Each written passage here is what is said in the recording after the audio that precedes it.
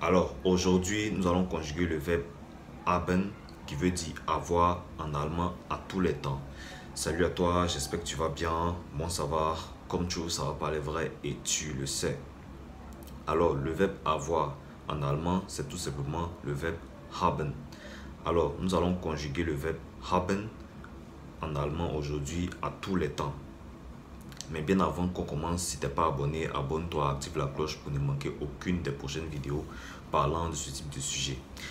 Avant de commencer à conjuguer le verbe, il faut d'abord connaître les pronoms personnels. Car qui parle de conjugaison parle bien évidemment de pronoms personnels tels que je, tu, il ou elle au singulier, nous, vous et il ou elle au pluriel. Ces pronoms que je viens de citer existent dans n'importe quelle langue. Aujourd'hui, nous nous intéressons à la langue allemande, dont nous allons citer ces pronoms personnels en allemand. Alors, ich, du, er, sie, es, wir, ihr und sie. Alors, ces pronoms personnels qui viennent de s'afficher sont les pronoms personnels en allemand. C'est ce que nous allons utiliser pour conjuguer le verbe haben à tous les temps. Alors, nous allons commencer à conjuguer le verbe haben au présent. Alors, nous allons dire ich habe, du hast, er, sie, es, hat, wir haben, ihr habt und sie haben. Alors, nous venons de conjuguer le verbe avoir au présent en allemand. Passons maintenant au passé ou si vous voulez à l'imparfait. Ici, le haben va changer. Ici, nous n'allons plus dire ich habe comme nous avons précédemment dit, mais nous allons dire ich hatte. Ok? Ich hatte. Le B se transforme en 2T. Donc, ich hatte. Du hattest. Er, sie, es hatte. Wir hatten. Ihr hatte. Und sie hatten. Tout simplement. Maintenant, passons au subjonctif. Au subjonctif 2, si vous le voulez. Au subjonctif 2, ici, nous allons prononcer de façon différente. Ok? On va essayer de suivre la même ligne comme à l'imparfait, si vous voulez, au passé, mais c'est la prononciation qui va changer.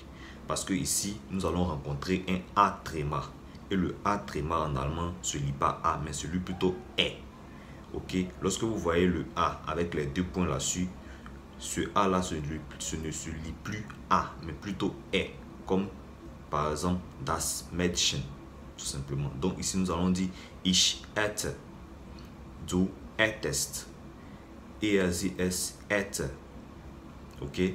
Wir hätten, ihr hättet und sie hätten, tout simplement. Donc ici, c'est la prononciation qui doit changer à cause du A tréma. Passons maintenant au futur. Ici, pour conjuguer le verbe haben au futur, nous allons faire appel au verbe werden, qui veut dire devenir. Mais ici, dans ce contexte, comme nous allons utiliser le verbe werden, notre verbe haben va se retrouver à la fin. Parce que quand on veut exprimer le futur, on utilise le verbe werden ici. Donc, par exemple, on va conjuguer le verbe werden au présent tout en mettant le verbe haben à la fin pour exprimer le futur. Donc, nous allons dire ich werde haben, qui veut dire j'aurai. Ok? J'aurai. Ich werde haben. Du wirst haben.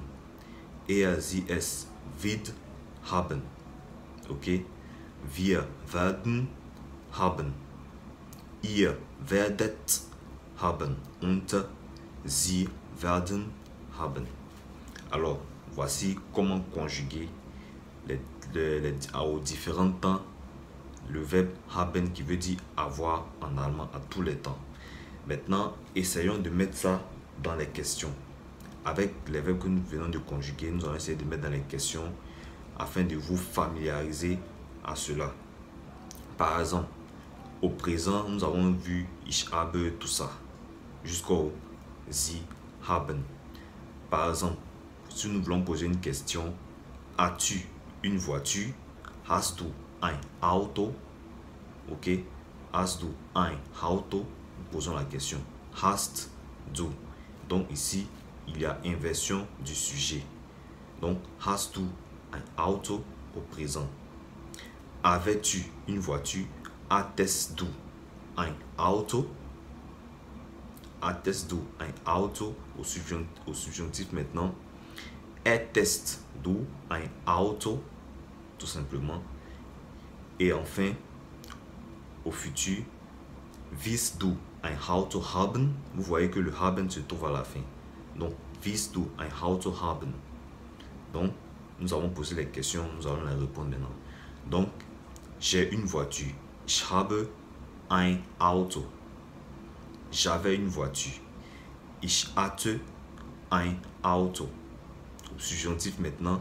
Ich hätte ein Auto. J'aurai une voiture. Ich werde ein Auto haben. Tout simplement. Donc voilà comment conjuguer le verbe avoir qui veut dire haben à tous les temps en allemand.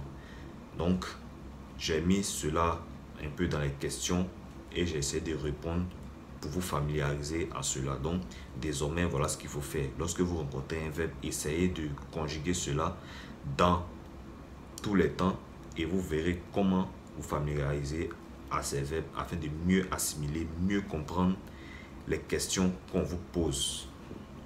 Alors, merci à vous d'avoir suivi la vidéo jusqu'à la fin. J'espère que cette vidéo vous a été utile. Si c'est le cas, n'hésitez pas à vous abonner, surtout à liker et partager la vidéo à des personnes qui en ont besoin. On se retrouve très vite pour une prochaine vidéo.